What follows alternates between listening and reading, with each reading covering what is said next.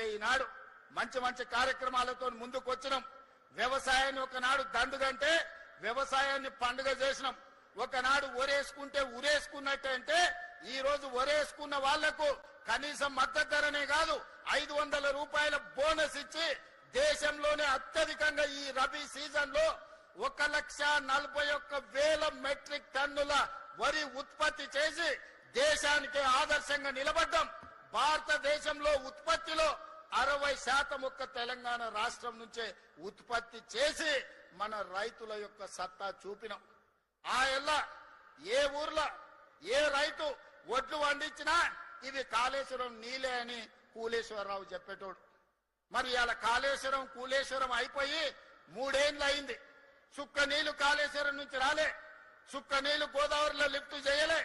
మరి ఈరోజు దేశంలోనే అత్యధికంగా మనం వరి పండిస్తున్నాం కదా, ఇన్నాళ్ళు వాళ్ళు చెప్పింది అబద్ధమా కాదా ఒక్కసారి ఆలోచన చేయండి.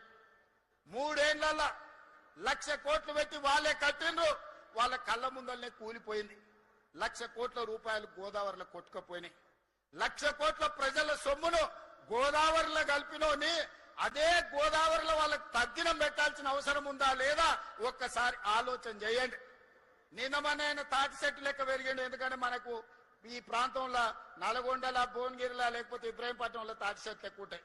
తాటి చెట్టు ఇట్లా పెరుగుతుంది. తాటి చెట్టు ఎంత పెరిగితే తెలివి ఎక్కువ ఉన్నదని ఆయన అనుకుంటుండు.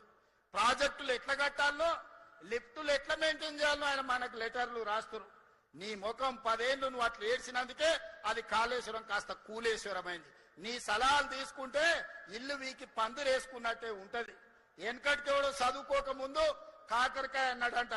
ఈయనలాకటోడు తాటి చెట్టు అంత ఉన్నోడు చదువుకున్నాక ఇది కాకరకాయ కాదు కీకరకాయ అని చెప్పిండంట. తెలివి ఎక్కువై ఇవాళ హరీష్ రావు గారి సూచనలు కూడా గట్లనే ఉన్నాయి మనకు. అందుకే అయ్యా హరీష్ రావు గారు, నీ దిక్కుమాలిన సలహాలు నీ మామకిస్తే నీ మామ నడువులు ఇరిగి ఫామ్ హౌస్ లో వాడుకున్నాడు.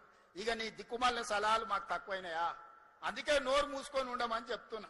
నువ్వు ఉండకపోయినా 94 నుంచి 2004 వరకు తెలుగుదేశం పార్టీ అధికారంలో ఉన్నది. 2004 నుంచి 2014 వరకు కాంగ్రెస్ పార్టీ వైఎస్ఆర్ 2 సార్లు ముఖ్యమంత్రి అయింది. 2014 నుంచి 2024 వరకు బీఆర్ఎస్ 2 సార్లు ప్రభుత్వం ఏర్పాటు చేసింది.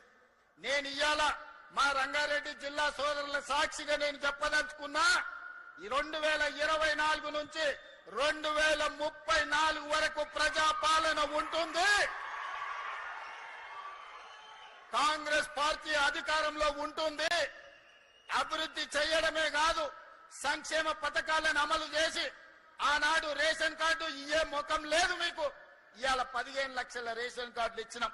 రంగన్న ఇప్పుడే చెప్తుండు, ఓ ఊర్లో వెళ్ళి రేషన్ కార్డులు ఎవరికైనా లేవా అంటే అందరూ ఉన్నాయని చేతులు ఎత్తిరట. ఇవాళ రాష్ట్రంలో రేషన్ కార్డు లేనోడే లేడు. ఎవరున్నా రేషన్ కార్డులు ఇచ్చినాం. 3,28,00,000 తెలంగాణ బిడ్డలకు సన్న బియ్యం 6 కిలోల లెక్కన ఇవాళ తెలంగాణ ప్రజలకు ఇచ్చినాం. 200 యూనిట్లు ఉచిత విద్యుత్ ఇంటికి ఇచ్చినాం. 24 గంటలు వ్యవసాయానికి ఉచిత విద్యుత్ ఇచ్చినాం. 4.5 లక్షల ఇందిరమ్మ ఇండ్లు ఇచ్చినాం. మొన్ననే 1,25,000 ఇండ్లు ప్రారంభోత్సవం చేసుకున్నాం.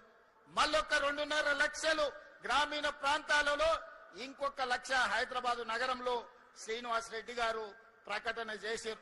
అంటే దాదాపుగా 8 లక్షల ఇండ్లు ఇవాళ మనం మంజూరు చేసినాం.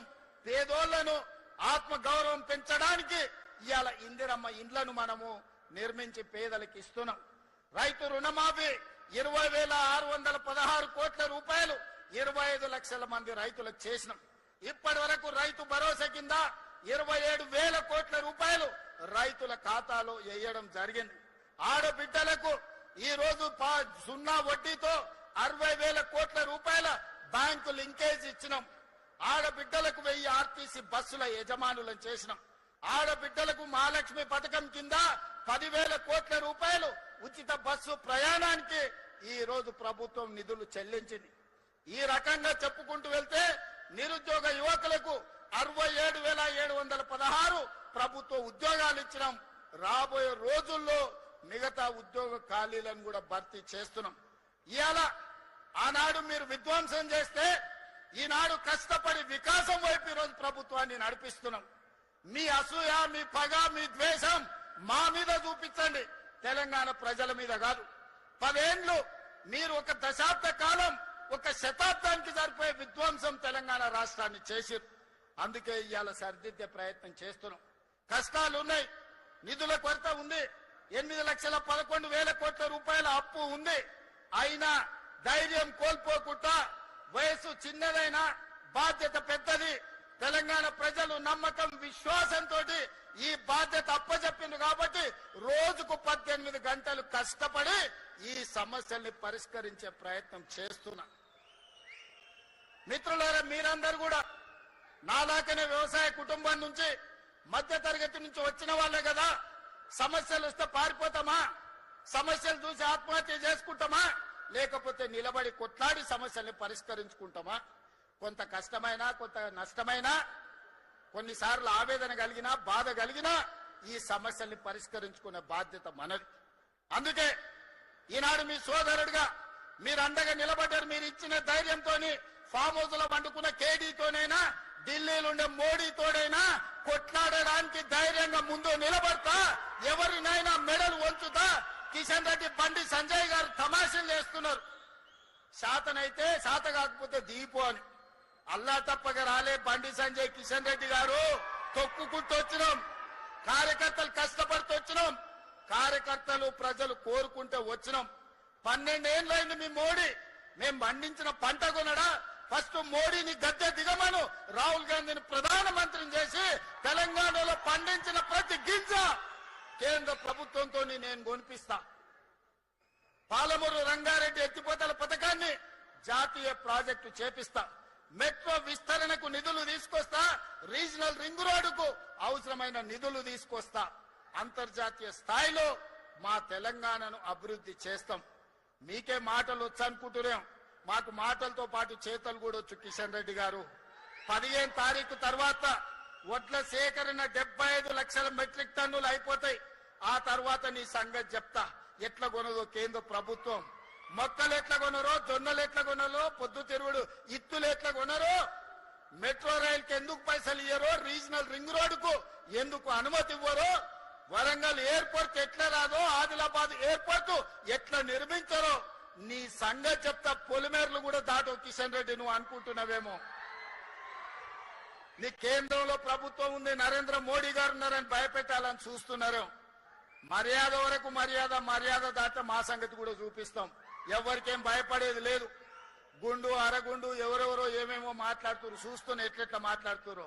అందుకే మిత్రులారా, ఈనాడు మనం అభివృద్ధి కార్యక్రమాలను తీసుకొని ముందుకు వెళ్దాం. కేంద్ర రాష్ట్ర ప్రభుత్వాలను సత్సంబంధాలు పెట్టుకుందాం. మన అవసరాలు వారికి విజ్ఞప్తి చేద్దాం. మనకు కావాల్సిన అనుమతులు, నిధులు తీసుకొచ్చుకుందాం. దీనికి మీరు సంపూర్ణంగా అండగా నిలబడాలి.